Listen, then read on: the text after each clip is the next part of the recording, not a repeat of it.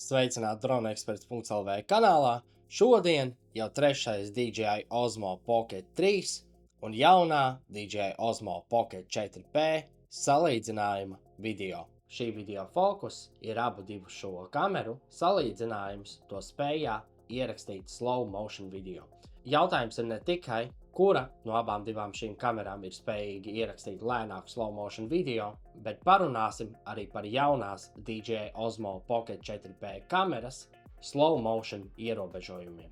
Savu Canon kameru esmu aizvietojis ar abām divām Pocket kamerām.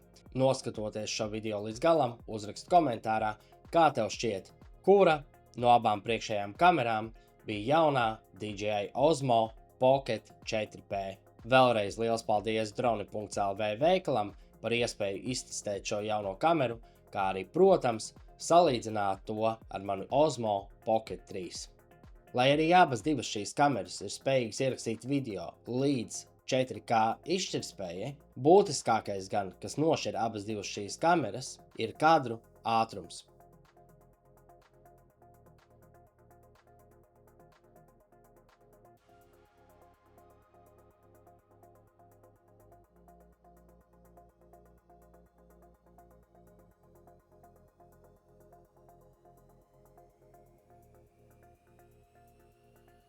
Kamēr DJI Osmo Pocket 3 bija spējīgs ierakstīt līdz 120 kadriem 4K izšķirtspējā un 240 kadriem Full HD izšķirtspējā, jaunais DJI Osmo Pocket 4P ir spējīgs rakstīt tos pašus 240 kadrus sekundē, bet nu jau pilnajā 4K izšķirtspējā. Diezgan jāpiemin, ka negaidi gluži, ka 4P kamera spēs tev sniegt stipri lielāku frame rateu, pārslēdzoties uz Full HD izšķirtspēju.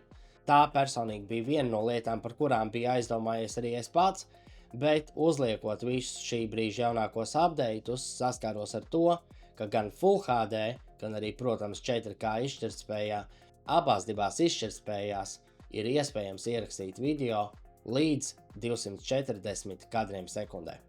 Sakarā ar video kadriem sekundē nevaru gluži nepateikt vienu ļoti svarīgu niansi, kas man personīgi ļoti nepatīk, proti 240 kadrus sekundē 4K video ir iespējams tikai un vienīgi izmantojot platleņķa kameru.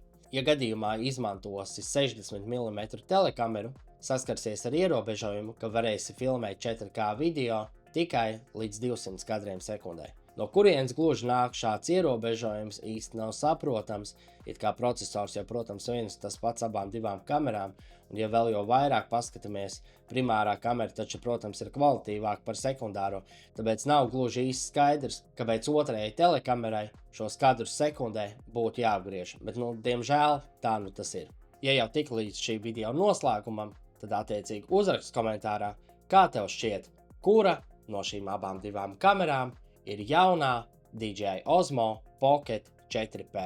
Vēlreiz liels paldies droni.lv veikalam par iespēju abas divas šīs kameras iztestēt, un ja arī tu vēlies šo kameru apskatīt dzīvē, droši dodies uz viņu veikalu Zaubas ielā 9A Rīgā. Šis ir tikai trešais no 6 abu divu šo kameru salīdzinājumu video, tāpēc, ja vēlies iegūt pilnīgu informāciju par jauno DJI Osmo Pocket 4P kameru, piesako manam kanālam un nenokavē manus jaunākos video.